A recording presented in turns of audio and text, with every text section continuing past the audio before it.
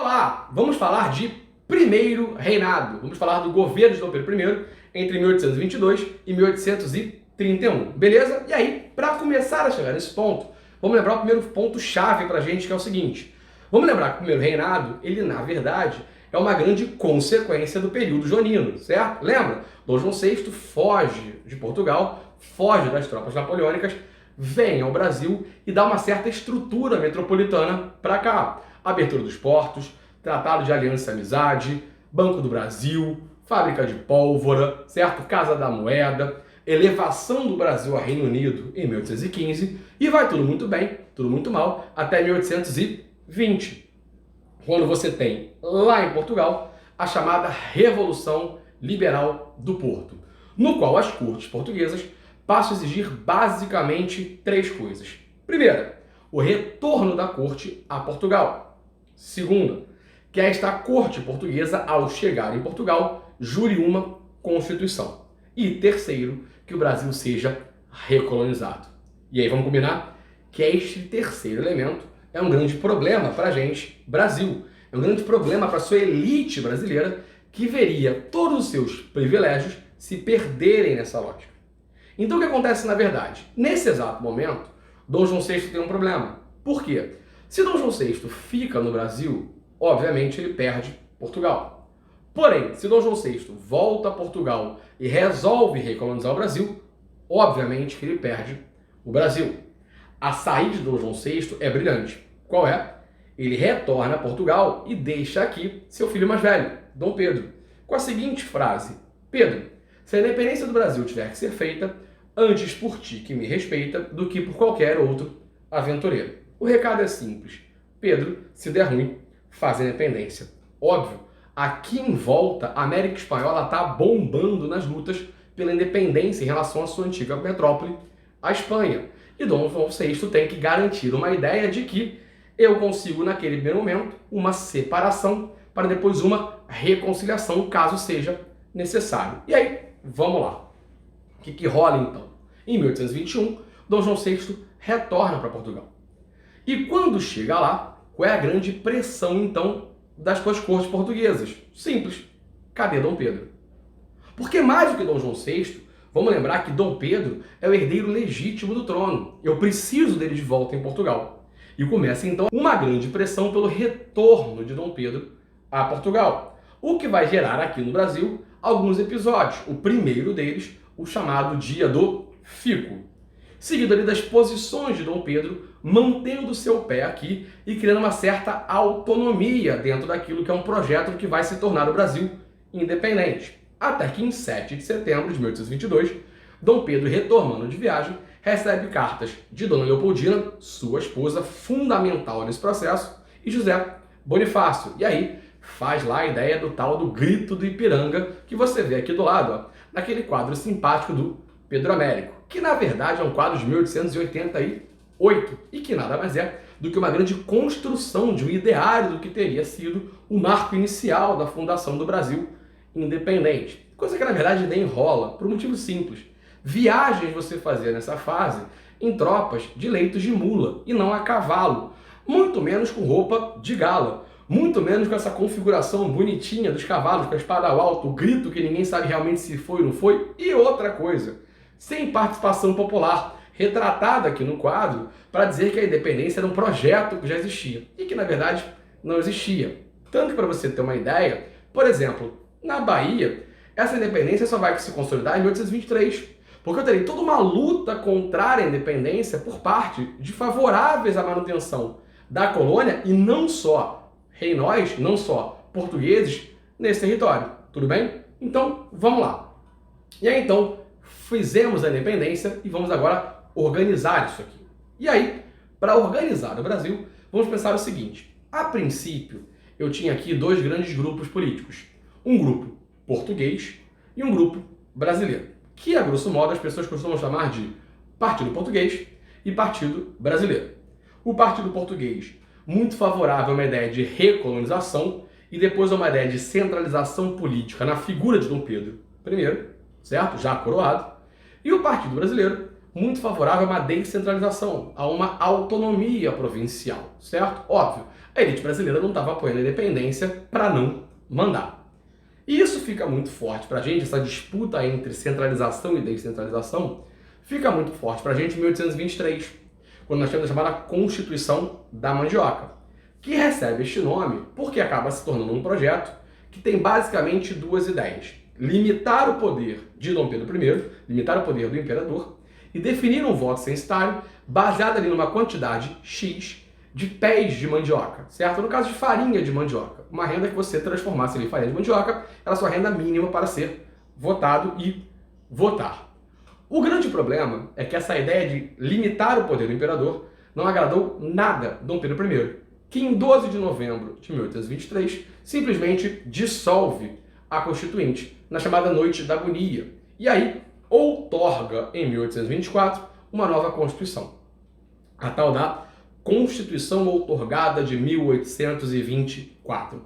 E essa cai na sua prova, certo? Muito. Por quê? Vamos lá.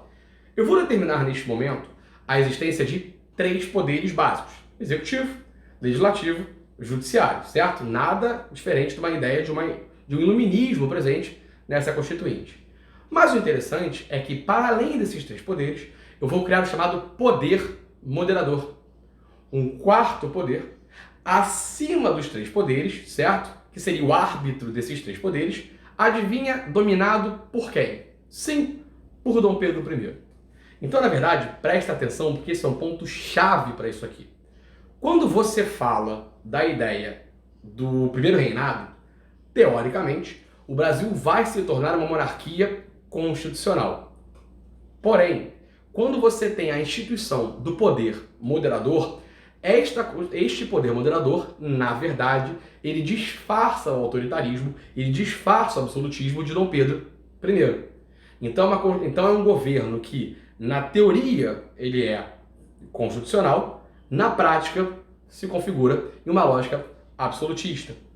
Um voto censitário, tá? Eu vou considerar como cidadão ali, basicamente, portugueses, certo? Que foram favoráveis à independência, homens livres e libertos nascidos no Brasil.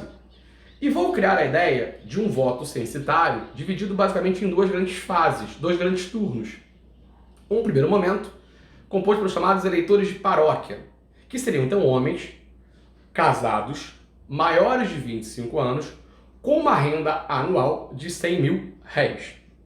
Esses votariam nos chamados eleitores de província, que seriam então homens casados, maiores de 25 anos, que não respondessem a querelas ou devassas, ou seja, processos do Brasil, com renda superior a 200 mil réis. E esses escolheriam então deputados e senadores.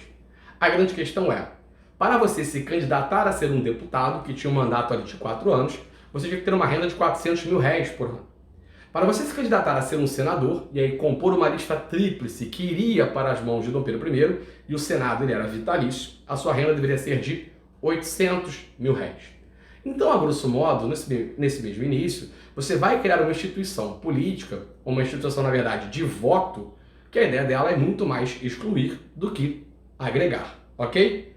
Ao mesmo tempo, Dom Pedro I vai definir a ideia de que você vai ter a religião católica como a religião oficial do Brasil. Embora, na Constituição, você tivesse a permissão de outros cultos, porém, deveriam ser em âmbito privado. Então essa é a tua estrutura básica daquilo que é a montagem da Constituinte brasileira. Agora, falta uma coisa importante, que é o seguinte: precisamos ser reconhecidos externamente. Porque não adianta, na verdade, você se tornar independente se o resto do mundo não te vê como independente. E aí, na teoria, primeiro país do mundo, a primeira localidade do mundo a reconhecer a nossa independência é o Benin, certo? O Benin é o primeiro lugar a falar, olha só, reconhecemos a independência do Brasil.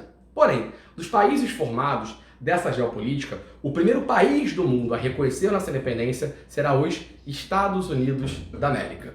E aí, peraí, Felipe, por que não a Inglaterra? Porque vamos combinar que a Inglaterra é a grande potência mundial interessada nessa independência, porque países independentes não teriam pacto colonial, não tendo pacto colonial, fariam mais fácil o comércio com a Inglaterra. Sim, mas calma que eu já vou chegar lá. Na ideia básica é o seguinte, lembra de uma coisa fundamental. Os Estados Unidos estão naquele arraste lá da tal da doutrina Monroe, certo? América para os americanos. Que ali se disfarçava nessa ideia de defender os interesses internos do continente, mas que na verdade já significava ali os Estados Unidos tentando ali colocar as garras num comércio dentro deste próprio continente americano. Então, óbvio que para os americanos nada mais simpático do que reconhecer a nossa independência sem, por exemplo, ouvir Portugal, certo? Ah, o outro país que faz isso é o México, tá? O México também reconhece a nossa independência sem ligar para o que Portugal vai achar. Beleza, então vamos lá. E aí qual é o segundo país então pra gente? Obviamente a Inglaterra, certo? Não. Peraí, como não? Não. Para e pensa comigo, olha só. A Inglaterra não é burra. Raciocina. A Inglaterra faz comércio com Portugal desde sempre. A Inglaterra quer fazer comércio com o Brasil independente a partir de agora. Porém, se a Inglaterra reconhece a independência do Brasil antes de Portugal, eu crio um problema diplomático. Então tem uma forma muito mais fácil disso. Basta a Inglaterra convencer Portugal a aceitar a nossa independência. E aí, fazendo isso, simples, ela pode aceitar. E é exatamente o que a Inglaterra faz. E aí, qual é a melhor maneira para você fazer isso? Mole, dinheiro. Sim, eu convenço Portugal a aceitar a independência do Brasil caso nós, Brasil, paguemos a Portugal uma indenização. Portugal fala, beleza, topo. E aí, de quanto é a indenização? 2 milhões de libras. E aí, libra é moeda da onde? Da Inglaterra. E aí, vamos lá. Primeira pergunta. O Brasil tem 2 milhões de libras para pagar para Portugal? Não, não tem. Que ótimo. Quem tem? A Inglaterra. Então, simples. Inglaterra, me empresta. A Inglaterra. Óbvio. Então, o Brasil pega 2 milhões de libras emprestados à Inglaterra para pagar Portugal. E aí, conquistarmos nossa independência. Ah, a gente também promete que não vai apoiar nenhuma tentativa de independência de nenhuma posse portuguesa de então. Então, peraí, beleza. Então, pegamos 2 milhões de libras e compramos nossa independência. E aí, vamos lá. Como é que a Inglaterra se deu bem nesse papo? Simples. Portugal não é devedor da Inglaterra? A gente já viu isso em Tratado de Mito, por exemplo. Mole. Ou seja, o Brasil pega 2 milhões de libras da Inglaterra, paga Portugal, Portugal pega esse dinheiro e repassa para a Inglaterra. E aí olha que beleza. A Inglaterra reconhece a nossa independência com 2 condições. A primeira, o Brasil vai manter para a Inglaterra os privilégios de 1810. E aí, se você não lembra, eu vou te relembrar agora que privilégios são esses. Lembra que a Inglaterra ela vai pagar menos impostos alfandegários do que os outros países. Lembra lá em 1810, quando os portos estavam abertos, eu tinha definido que países estrangeiros pagavam 24% de tarifa alfandegária, produtos portugueses pagariam 16% e produtos ingleses pagariam 15%, ou seja, eu vou manter os 15%, um valor menor para a Inglaterra e eu prometo que eu vou acabar com a escravidão, certo? E o mais interessante, olha só, o Brasil acaba de entrar na esfera de devedor da Inglaterra. Sim, cara, a Inglaterra não vai dar ponto sem nó. E aí, então, reconheceram nossa independência. Então, já temos uma Constituição, já temos um reconhecimento externo.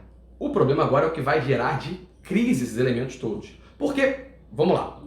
Em 1824, dentro dessa ideia do poder moderador, desse autoritarismo de Dom Pedro I, vai explodir no Nordeste brasileiro a chamada Confederação do Equador, certo?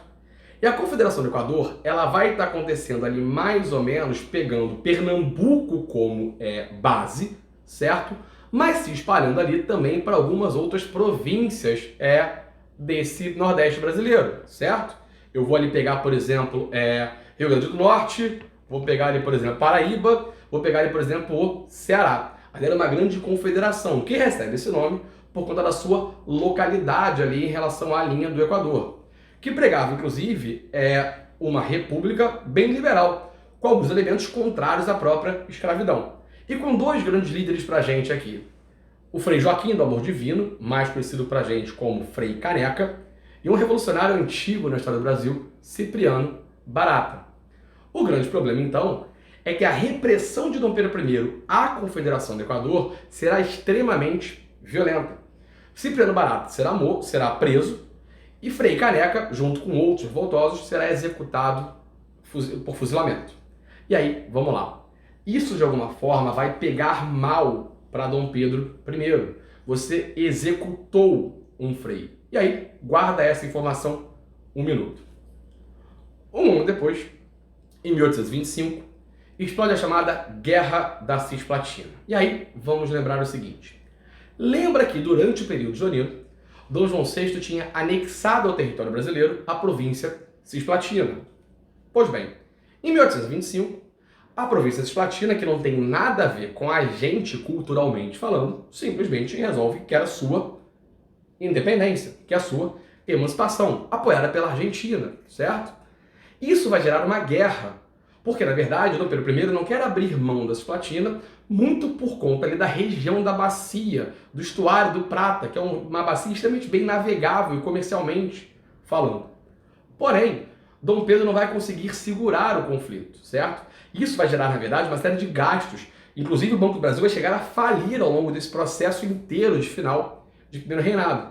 E aí, então, em 1828, a Inglaterra diplomaticamente intervém na Guerra da Cisplatina e garante a independência da Cisplatina, que passa a ser conhecido por nós como República Oriental do Uruguai.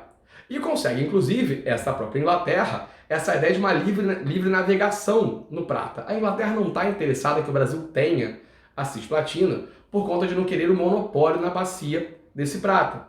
Então, olha só, nós temos a Confederação do Equador, nós temos a Guerra da Cisplatina, e os gastos econômicos vão vindo.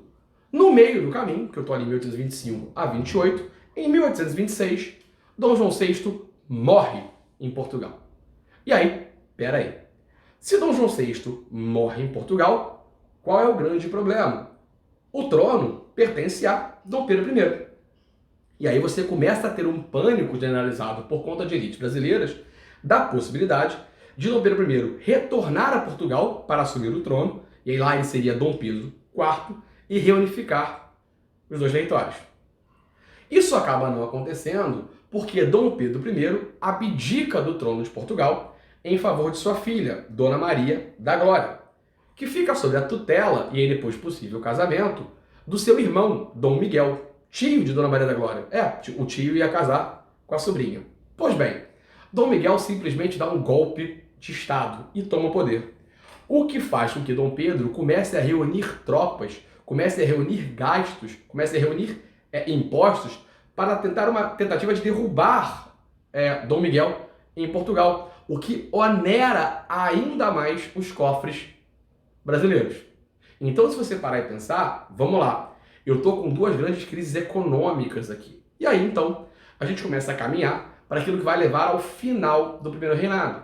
E, na verdade, quando a gente fala em terminar o primeiro reinado, a gente não pensa em um único elemento.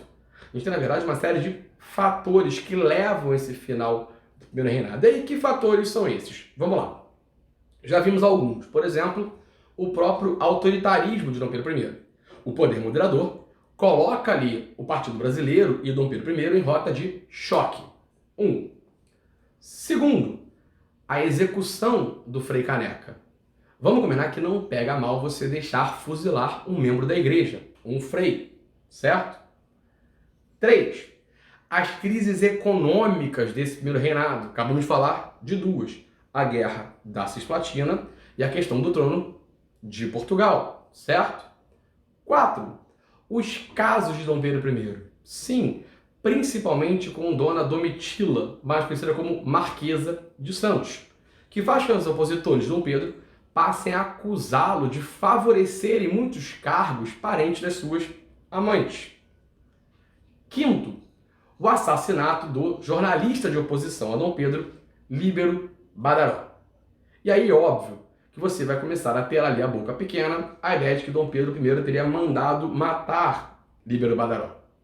Isso tudo, então, vai criar um alvoroço que vai culminar em 1831, quando você tem Dom Pedro I voltando de viagem e o partido português com uma grande recepção para Dom Pedro. Lá em faixas, Dom Pedro, nós chamamos, salve o imperador, etc, etc.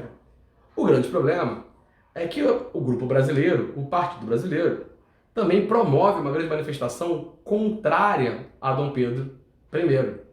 E aí, adivinha? As manifestações se encontram. E aí você tem, no meio do Rio de Janeiro, certo? Um grande confronto entre o Partido Português e o Partido Brasileiro, certo? Que a gente vai conhecer como Noite das Garrafadas. E aí, vamos lá. A situação de Dom Pedro I, ela tá insustentável. Dom Pedro I não tem mais muito o que fazer, vai dar ruim. A chance que ele tem de tomar um golpe é enorme. E aí, Dom Pedro I tem uma jogada de mestre. Simplesmente, Dom Pedro I abdica do trono do Brasil em favor de seu filho. Dom Pedro vai ser Dom Pedro II. Só que Dom Pedro II, ele tem 4 anos e meio, 5 anos de idade, beleza? E aí o que ele faz? Ele abdica do trono em favor do seu filho, que tem 4 anos e meio, 5 anos de idade, e coloca Dom Pedro II para ser tutelado pelo seu principal inimigo, José Bonifácio. E aí, peraí, Felipe. Você está dizendo que Dom Pedro I vai colocar o herdeiro do trono para estar sob a tutela do seu maior inimigo. Isso é brilhante. Por quê? Porque neste exato momento, o que acontece? José Bonifácio, o Partido Brasileiro, não vai ter justificativa, não vai ter necessidade de derrubar Dom Pedro II. O Partido Brasileiro, teoricamente, vai governar o Brasil até a maioridade de Dom Pedro II, e José Bonifácio, o grande mentor do Partido Brasileiro, vai educar o futuro imperador. Então, na verdade, a abdicação de Dom Pedro I ao trono em favor do seu filho, e aí o seu retorno a Portugal, onde ele derruba Dom Miguel e assume o trono como Dom Pedro IV, garante o trono a Dom Pedro II. Com a abdicação, Dom Pedro garante o trono ao seu filho. E aí chegamos ao fim do primeiro reinado e o início de uma das fases mais conturbadas da história do Brasil, o nosso querido período regencial. Beleza? Espero que tenha gostado. Um beijo e até o próximo vídeo.